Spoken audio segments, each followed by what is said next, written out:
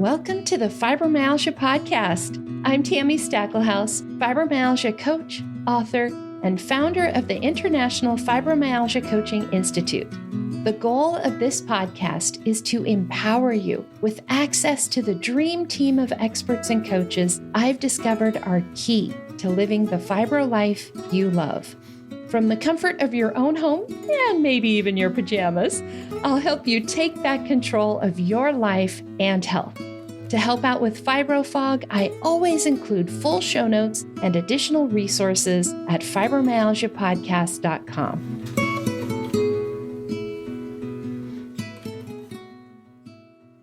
Welcome to the Fibromyalgia Podcast. I'm your coach, Tammy Stacklehouse, and this is episode 159. Today, I'm thrilled to be chatting with my bestie and fellow advocate, Melissa Swanson. A few years ago, she and I decided to bring together our community at the International Fibromyalgia Coaching Institute with several other fibromyalgia organizations and coordinate the efforts to obtain a governor's proclamation in every state, declaring May as Fibromyalgia Awareness Month and May 12th as the official Awareness Day. We want to color the map purple for fibromyalgia awareness, and Melissa is the coordinator for this effort. In this episode, we will delve into what a governor's proclamation is, why it matters, and how it benefits us as fibromyalgia patients. We'll also update you on our progress with receiving these state proclamations. So let's get to know our guest a bit better. Melissa Swanson is a chronic pain patient, advocate, and author. Through her Fibro Warriors Living Life Facebook page and blog, she offers positive encouragement, medical information, resources, and support to 20,000 plus fibromyalgia and chronic pain patients. She is a certified fibromyalgia advisor and author of Ravensdoll, How to Explain Fibromyalgia to Your Child. She's also a graduate of the Leaders Against Pain scholarship training sponsored by the National Fibromyalgia and Chronic Pain Association. Make sure you keep listening after my conversation with Melissa. I'll have details on this year's Fibromyalgia Awareness Day events and some additional resources. And now, here is my conversation with Melissa.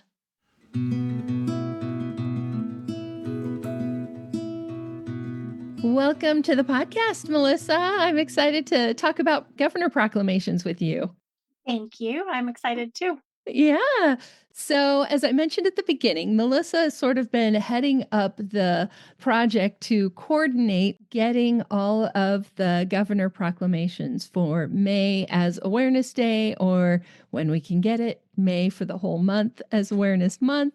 So I thought she would be a perfect person to share with us why we're doing that, why it matters, why this is important. So let's just start there. What is a governor's proclamation?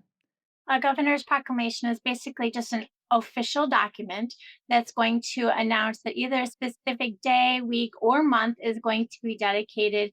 And it's usually for some kind of a cause or an event that's out there. And it's important, it kind of is like a formal document so that it can educate and encourage other people to be aware or to participate in events that have to do with whatever that cause is. Yes. And from what I read too, it actually becomes part of the official record of the state. So it's not just a piece of paper. No, it's out there. It's great because you can look them up from as long as they've been existing on their websites also to see how long they've been doing them too as well. That's awesome. That's awesome. And so the next question people usually ask is, why does it matter? Why is it important that we do this? I mean, obviously, if it's part of the state official record, like that's important from its own standpoint. Hey, look, the governor is saying that this is important. But there's more to it than that. So what are some of the reasons that it's important for us to do this? It really does seem to matter because it comes from the governor, because it's such an official document, right? It carries a lot of weight. It does because there is recognition. Some of the times you can get the proclamations, you can have them just mailed to you, but the governors will come out or the state reps will come out and deliver them to you, or they'll come to your events. And it's nice to have that support And it will spread the awareness that much more if you have somebody coming to your event or delivering it to you in person, or even a photo op, just having a picture taken with it with them. It's going to get more media, more people out there that's going to do it. And that you're going to get more education, and definitely it's going to spread further. So more people are going to be aware of what's going on. I think it's a little bit like when we had the medications for fibromyalgia start coming out, and how many people thought, oh, well, there's a medication, it must be a real thing, right? And it's like, oh, if the governor has said this is important, then it must be a real thing. Right. I think so too. Yeah. It just gives it a little more credibility, even though it shouldn't, right? It should be credible already, but it does. It does look official a little bit more. And I know that more people see it. Absolutely. And also for our advocates that have been going to Washington, D.C., speaking to their legislators, the lawmakers, the people who are deciding where money is going to go for funding for research, when they can point to and say, the governor of our state has said this is important, so it's important. Yeah, definitely. It is because, especially like you said, when they're going there, and I went 1 year and that was an amazing process. But to be able to go there and talk to these other representatives and explain to them why it's so important that these laws go into effect, or these different medical type stuff can go into action. But if you have somebody backing you like that, it does give you a little bit more credibility, and they might listen to you a little bit more as well. And again, it shouldn't have to be that way, but it Shouldn't, is. yeah, exactly. So, what's the process? We have decided that this is an important thing to do. How does somebody go about getting a governor's proclamation for Awareness Day or anything else? It was interesting because when we started to do this, I thought, oh, this is going to be pretty simple because we can just go on a website and look it up and we can just do it. It is simple, but every state decides to do it differently. So it's not quite as simple as you thought it would be. So each state, if you go onto their website and you go onto the governor's page, there's usually a page, separate one for proclamation request. So it's an online form that you can go ahead and complete. So they make it super easy for you. It needs to be submitted by a resident of the state that needs to complete the submission, and they're going to ask you for information for it. But the thing is they ask you, you need to, while you're writing it, I should say, there's a certain amount of words that need to be in some of the documents, or you need to have this many whereases or this many therefores, or you can only submit it 6 weeks before the date or 6 months before the date. Or, I mean, there's all these different regulations. All the different deadlines. Yeah. Everything's a little different. It was a little surprising to find that out. And even one state, once you complete it, and if they say yes, you have to pay for it. I mean, it's just very odd, the different ones that they do. And then some of them, they will mail them to you, email them to you, or you have to actually go there and pick it up in person. They're just all different. They want you to also pick 3 to 5 facts that kind of show the struggles that you're going through. And then they want you to show something that is, why are you doing this? And what is the support and understanding that you're trying to get out of it? Right. Because they're not going to give this to just anybody for anything. No, they're It not. needs to be, I forget the language that they use, but it needs to be something that's important to all of the people in the state, or enough of the people in the state, right? It can't just be important to 5 people. Right. And that's why when we do ours, we have to tell them how many people in the state are affected by fibromyalgia. So we want them to know. And then we say countrywide, what is the percentage that we're having to deal with this? And we'll tell them what are the struggles that we're going through. Like, how long does it take for the average person to get diagnosed? Or what are the treatments that are available? Or how is it affecting their livelihood? And then, after we've done those, we'll do 2 small paragraphs of those. Then we're going to tell them, why is May so important to us, right? May is important to us for a lot of reasons. It is Fibromyalgia Awareness Month. We have May 12th as the day. Why do we celebrate it? They're not going to have any idea if we just chose May out of the hat and decided that this is why we're going to do May, right? Right. And for the people who are listening who might not know, let's talk about that. Yeah, they don't know about Florence Nightingale, and they don't know why we do that, that she was thought to have had fibromyalgia. That's why they have chosen for May 12th to be the day that we have that be our awareness day. It was her birthday, right? It was her birthday, yeah. They believe because of her going through all the traumatic stuff that she went through while she was in the war and everything, they believe that she did have fibromyalgia. And so that's why they've chosen that day. And we want them to know that we're choosing this day. That's why we're choosing May 12th. And we want to be able to choose it so that we can get awareness. We need to have more people know about this, and we need to have the support from not only others in our community, but we need support from everybody in the state. And that's basically what we're asking for when we're doing the proclamation. It isn't just to say, look, we have fibromyalgia, this is what we've got, but it's asking for help when we do this. We want your support, everyone in the state to support us. Mm-hmm. Mm-hmm. I love that. I've had several people say to me, what is the importance of that? Like, it's just a piece of paper. You go through all this work, you get this piece of paper mailed to you. What is it actually doing for us? And I think there is a lot that it does, a lot of the things that we've just talked about, and it is more than just a piece of paper. And all of this is why we have sort of made it our mission to coordinate with the other organizations that are working on this to get a proclamation like, let's color the entire US map purple, right? We want one from every governor. We do. Yeah. It was kind of fun. I was just sitting there one time and I was thinking when we were talking about those that we need to paint the map purple, right? The entire United States needs to be purple. And that's been kind of fun for us to be able to do that. We work with a lot of the other groups that we do, and I'll let you go through all of those for us and tell who they are. But it's nice because we work together to be able to get people who live in those states. What I do with them then is I contact them and I reach out to them, or else somebody else from one of the other groups does. And we make it super easy, or at least I do with the people that I work with. I make it really easy for them to how to fill it out. I give them all the instructions and it's very, very simple for them to go through. They don't have to come up with what they want to say in the document or what they need to do. I give them all the verbiage that they have to say and where the links they have to do it. And it really is a copy and paste kind of thing. So it doesn't take very long for them to do it either for us. And you can help people do it too. I do, and some people, they're just not computer savvy or, and they would rather not. And so I ask if I can do it on their behalf. And so they'll give me their address and their name because it has to be from a resident of that state. And so I will do it. I'll go onto their state page and I will submit it for them using their name and their address. Basically be their virtual assistant. I am. It is. And it works. We're doing great. It's been coming along good. And we haven't even hit May yet. And we already have 14 states that have been turned purple already for this year. Yes, meaning that we have received the proclamation. Yeah. Oh, I was going to show you too. This is what one of them kind of looks like. I don't know if you can kind of see it. So we get the official seal and you get the signature and you can kind of see where it's on the official state letterhead. This is not this year's, but this is one from a previous year. And It comes in a really fancy folder that it comes into. And yeah, it's kind of neat to have those. That's awesome. That's awesome.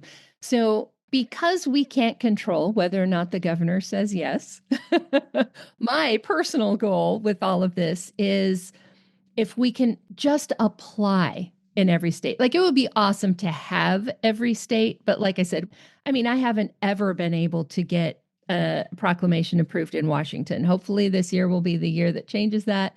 But I have never been able to get one here in Washington. We just can't control whether they say yes or no, but we can control whether or not we apply.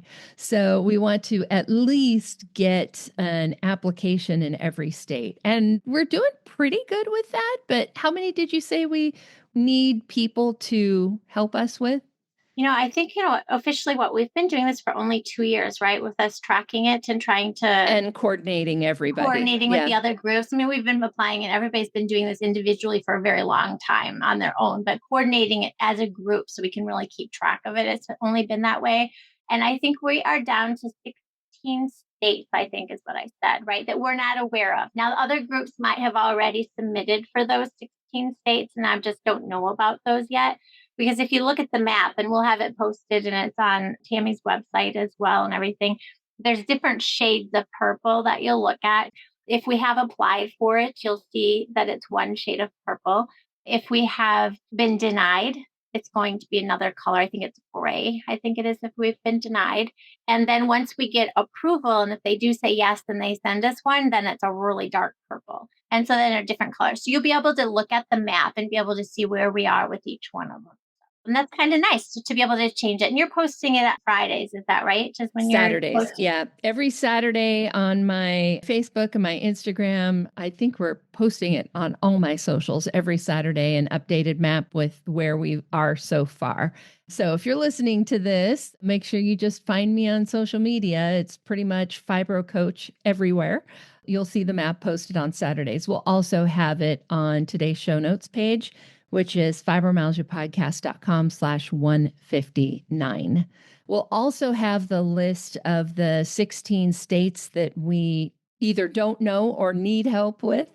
So if you live in one of those 16 states, we would love to have your help. Or if you are aware of somebody who is requesting proclamations in that state, make sure that they let us know so that we can include you on the map.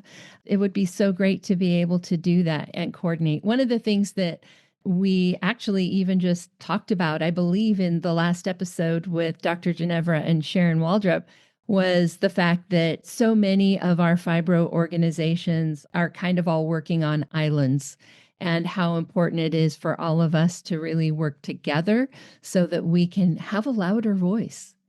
Yeah, I think we've been talking about that since you and I first met, right? Yes, And yes. basically, there are so many incredible groups that are doing their own thing, and they're doing a great thing when they're doing their stuff. But you're right, they're doing their own thing, and we definitely need to work together because we'll be heard a whole lot better if we work together in masses than we are individually like we are. I agree. Absolutely. And one of the things too, like, I don't know with the proclamations, like somebody might tell us no because they told somebody else yes. And so our map may look like it wasn't approved, but it was just for somebody else. And so being able to coordinate our efforts, being able to include when we can multiple organizations just adds weight to that request, right? Like, you should do this for us, but also these people and these people and these people and these people, which would be a good opportunity for me to say who those other organizations are. So we've been working with the Fibromyalgia Association, which is a national and international organization, the Fibromyalgia National Health Organization, which used to be Support Fibro. So if you're familiar with Support Fibro, they're now the Fibromyalgia National Health Organization. Melissa is Fibro Warriors Living Life, and of course, the Fibromyalgia Podcast, the International Fibromyalgia Coaching Institute, and then Veteran Voices for Fibromyalgia. They are also part of this, and their states colored on the map as well. So it has been great working with everybody and getting everybody's help on this. It has been. It's been really exciting. It's really fun, and it's neat to see when people get theirs because I'll get text messages or emails or something, and pictures of them, and the excitement that they have because their governor has approved it, and that they're getting theirs. I was going to think about one thing is when you were saying about if it's been denied, right, and maybe it's been denied because somebody else has been approved. A couple of the reasons that I've been denied is that they've recognize too many other things in that category, like different health categories and stuff. So they're just maybe going to group a bunch of people all together and just kind of recognize it under something like that. And so sometimes it's like that, where maybe we have to work eventually once we get ourselves covered, getting ours, figuring out who some of these other groups are so we can kind of get in with them too and be able to organize it so that we're a part of those. A good example of that would be like chronic fatigue, long COVID, fibromyalgia, like those three very much could go together. Right. Yeah. And that seems to be the reason why. It's just like, okay, we've had so many of those. We just can't do too much this month already. And because we are submitting them at the very earliest day that we can. So it's not kind of like first come, first serve kind of stuff. It's like maybe they just got too many of them on the pile and they just only choose what they choose. But I think the more we do it, I mean, we're doing good for 2 years. I think we'll just kind of keep on going. Yes, yes. And I love seeing the pictures come through. Like you said, people can go down, they can meet with the governor, they can get pictures taken with the governor. And it's so fun to see people because, there's a conversation happening there too, right? We're talking about fibromyalgia. And if the governor isn't aware, if his staff isn't aware, now they are. I was really excited. A couple of years back, I was working at a school district in one of them and happened to be dress up day. So this was an interesting photo op. I did not know, but the state representative who lives up here, she actually picked it up while she was down at Madison and drove it up to it and came to the school where I was at and asked for me to, hey, can I see Melissa and everything? And here she wanted to hand deliver it to me so we could have a picture of it while I was in dress up day. So that was a really fun, interesting photo op. But but I thought, wow, that was really out of her way. She didn't have to do that. I mean, that was just really nice of her to do that. And I did have a few minutes where I was able to talk to her and tell her how important that was really big, for me, that she stepped out of her way to be able to deliver that because it was That's important. awesome. Yeah, so it's cool. So was it like, backwards dress day and all your clothes were on backwards or something crazy? It was pajama day, and I had my fuzzy slippers on and everything, so yeah. Well, that's kind of appropriate for It is for fibromyalgia. Most of fibro, isn't us it perfect? kind of So live in our pajamas. I do love pajama day. I have 2 drawers to choose from thanks to fibro, so it works out really nice. Oh my gosh, that's so funny. So, this year, as you guys are listening to this episode, it's going to come out on the 6th of May. So, we're a little bit late for anybody who's like, hey, I could do that state. We can't really apply for it for this year. But a lot of these things start really, really early. What's the earliest one that we have to apply for? Well, I honestly don't know for sure about one of them because I'm not real clear on California. We have a really good friend of ours, of course, that takes care of that in the past. I know that one's a really early one. But the one that I do know is really 6 months Before, like the before deadline is the 6 months deadline. before. Yeah, you want to get 6 months. So that's insane. So as soon as this is done, I mean, I have a calendar that literally says what's the drop date for each and every state. So what I'll do is I'll start all over again after this is done. And I need to research like how many people live in this state, right? And what is the current population and what is our current percentage of people that have fibromyalgia in each one of those. So I can update our records for that so that I'm ready to say this is how many people in the state have this. I need to make sure the governors are right because there's been a lot of governors changing people and I need to have the right names in there so that we can do that. And then I do want anybody who's interested, or if it's new people who want to do it, I need their contact information and their address stuff. So that way I can either email them when it's getting time for us to be able to go, or I can have their address if I'm doing it for them. So when it's that day, I can just go ahead and fill it out and just go ahead and send it. So it really does. Officially, it'll start probably the first week of June, probably June 6th or so when I'm out visiting somebody in Seattle, Washington, when I'm sitting around in there. I kind I of wonder will who be, that is. I know, I'll be sitting there at the Seattle spa that I go to, and I'll be filling out and updating all of this information and getting ready to start for the new year already. Yes, yes. So the point of all of that is if you're listening to this, it doesn't matter when, it doesn't matter what year, it doesn't matter what time of year. We need your help and we need it now. Absolutely. Because if Yeah. it's not for this year, it'll be for next year, right? Yeah. And, even honestly, if there's a state that's already purple, so that means that somebody's there, that doesn't mean you don't have to contact us and tell us that you're interested in it, write it, because there's a chance that we could lose somebody. We've had people move, right? So they're in different states all of a Right. sudden. I used to do Oregon. Yeah, Now I'm in exactly. Washington. I Right? can't. Yeah. Yeah, we've had people moving, several people in the last year that have moved to different places, and all of a sudden we're like, "Oh, no, now what are we gonna do?" Right? And so we've had to scramble a little bit to find people. Don't feel like, "Oh, no, that's already purple, they don't need us." That's not really true because we do need backup people for certain. Please contact us for any of them if you're interested in doing it. Let us know because that will really help us in the long run. So we're not having to scramble at the last minute trying to find somebody. And if you want to be there, I know one of my coaches, Ann Garner, she was picking up the proclamation for South Dakota and she was putting out the word. If you have fibromyalgia, if you want to come, if you want to meet the governor, like it just adds more weight to things. The more people we have, the more voices we have. So if you're interested in any of that, you can reach out to us too. And the best way to do that is just go to the podcast website, fibromyalgiapodcast.com. You'll see contact right there in the main menu, and you can just shoot us a message and we'll connect you with whoever you need to connect with for however it is that you want to help us. All right. Anything else that you want to share about the process, about working with people, about the kind of help that we need?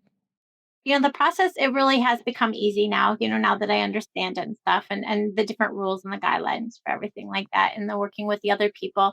I do like the fact that we're growing and that we're getting more and more people that want to do it, and that we are getting the awareness and that we're working with the other groups. That's really important. And it would be when you say that about Anne picking up, hers and stuff in groups. We don't really have a lot of that. We do have it where they're getting mailed to us and stuff, and we get our pictures with them.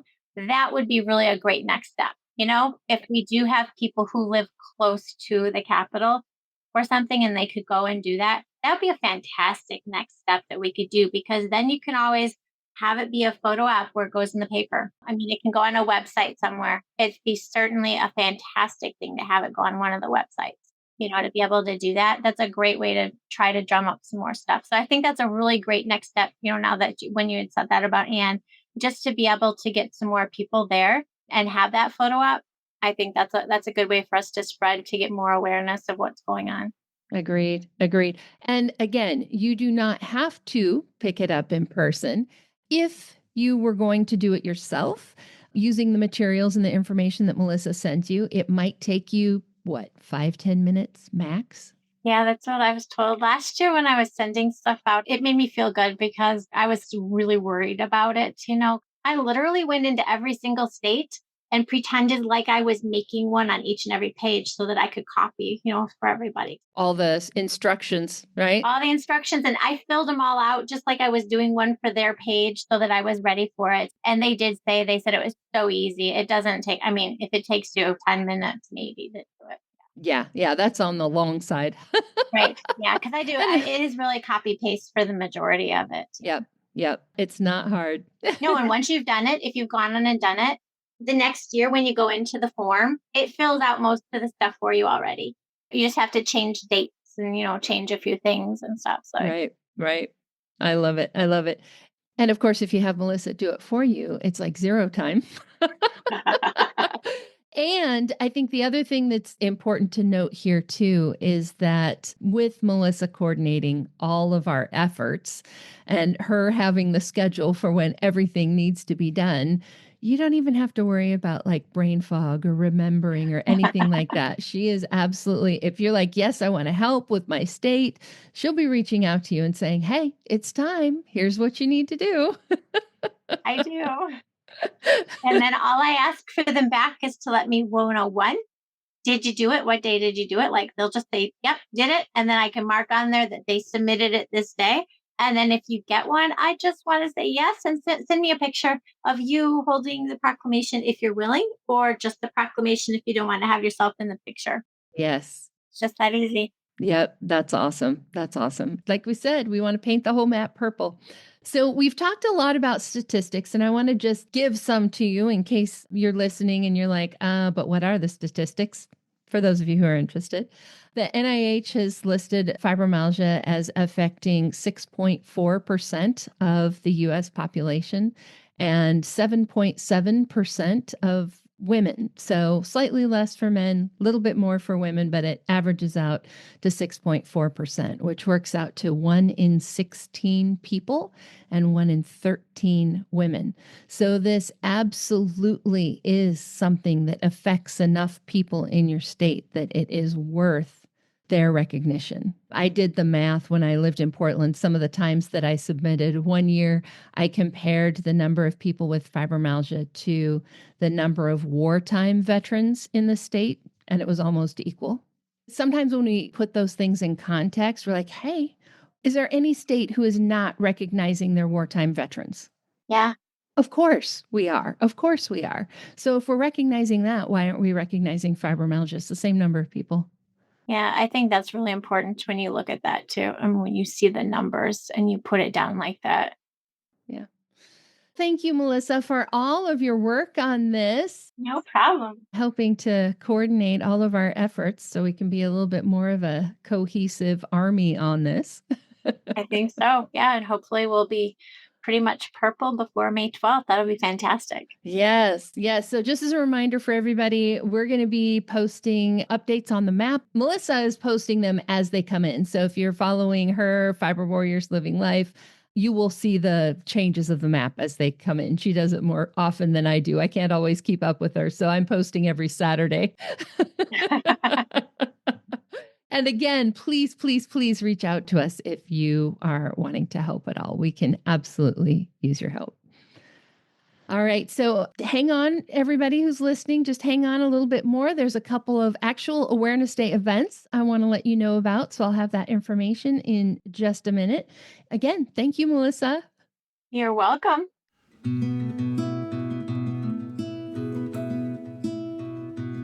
And that wraps up my conversation with Melissa Swanson. For the most up-to-date information on our Proclamations project, including how much purple our map is showing, just visit today's show notes page. It's fibromyalgiapodcast.com/159. Then use the links on that page to join us on social media. Melissa will be posting updates as the proclamations come in, and I will be posting an updated map every Saturday during May. If you're interested in learning more about the advocacy efforts for fibromyalgia, there are a couple extra episodes I would recommend checking out. Specifically, the one I did with certified fibromyalgia coach Ann Garner and her daughter Lily, and the interview with Melissa Talwar of the National Fibromyalgia Health Organization. There will be links to these episodes in today's show notes, fibromyalgiapodcast.com/159. I'll also include a couple other interviews that I've done with Melissa, specifically one about her book, Raven's Doll, How to Explain Fibromyalgia to Your Child, which is an excellent resource if you have little ones of any kind in your life, and an interview with Melissa about one of our adventures where we sort of accidentally went mountain climbing, or rock climbing, I should say. So again, just go to fibromyalgiapodcast.com/159, and I'll have links to all those other episodes. Now, for this year's Fibromyalgia Awareness Day events 2025, the Fibromyalgia Podcast is a proud sponsor of the 24th Annual Fibromyalgia Awareness Day Conference put on by the Fibromyalgia Association. This is a virtual event, which means it is open to anyone who wants to attend. There is a $12 fee to help cover expenses and to raise money for additional advocacy efforts. The event is going to be held over Zoom on Saturday, May 10th, from 2 to 4 p.m. Eastern Time. If you're listening to this right now, you can absolutely attend the event, unless it's already happened. The featured speakers for this year are Dr. Ginevra and Dr. Daniel Claw, who is one of the top fibro researchers globally. I'll have a link to where you can register for that event in today's show notes at fibromyalgiapodcast.com/159. And if you're in Europe, the second annual International Fibromyalgia Awareness Day will be held in Zurich, Switzerland on Monday, May 12th from 4:30 to 7 p.m. You can find more information and details on how to attend, including where it's held and all of that. That's going to be in today's show notes as well. This is actually being coordinated and organized by one of my students, Jeanette, and she is actually one of the coaches that we will be talking about in a second. But she is coordinating all of that event in Switzerland. There's also an Awareness Day event that is being held in Germany, although you do need to be a member of their association to attend. So you can just do a quick Google search if you're in Germany and you want to become part of their association and attend the event. Now, I have got this week's listener shout out for you. This is a message I received from Jay after she met with Jeanette, the person who is putting on the Fibromyalgia Awareness Day event in Switzerland. Jay said, "I believe Jeanette is the perfect fit for me. Actually connecting to another fibro patient who's also a mother makes me feel less scared. And then Jay goes on to say, I think what you've got going on is heaven sent for those who are lost just like me. I listen to your podcast at work, and I've done a few tips and tricks to help me finish my days. Thank you so much, Jay. And that is why we do what we do, to help people who are lost just like you. And that is also really the beauty of working with a certified fibromyalgia coach. All of us have fibromyalgia. We have been where you are, and we get it. So if you're listening to this and wish you had some support to help you feel less scared, then consider having a consultation with me or with one of my students or coaches. We have also been where you are. As I said, we found ways to feel better, which is the important thing. And I promise you, we can help. May is also the perfect time to schedule. I have talked with my students and coaches, and we have all agreed that for Fibromyalgia Awareness Month, we are discounting all of our coaching consultations and making them just $12 for the month of May.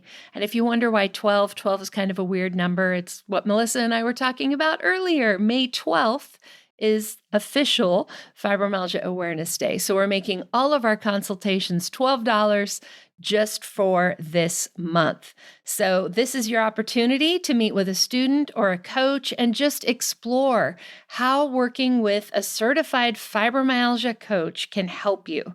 If you've been on the fence thinking about it, this is your sign. This is the time to do it. After May, we are going back to our regular consultation fees. So to schedule this month, just go to findafibrocoach.com. It needs to be scheduled during the month of May, like you need to actually click the book now button during May, but you can hold that consultation anytime up until June 15th. Again, just go to findafibrocoach.com. You can also visit today's show notes. We'll have links there. It's fibromyalgiapodcast.com/159. Thank you so much for tuning into today's episode, and I will see you back here next time. And that wraps up another episode of the Fibromyalgia Podcast. I'm your coach, Tammy Stacklehouse. For daily doses of hope, inspiration, and practical advice, come hang out with me on Facebook. Visit facebook.com/fibrocoach to find my personal coaching page and connect with me directly. To find the show notes, additional resources, or to schedule a consultation with me or one of my coaches, visit fibromyalgiapodcast.com.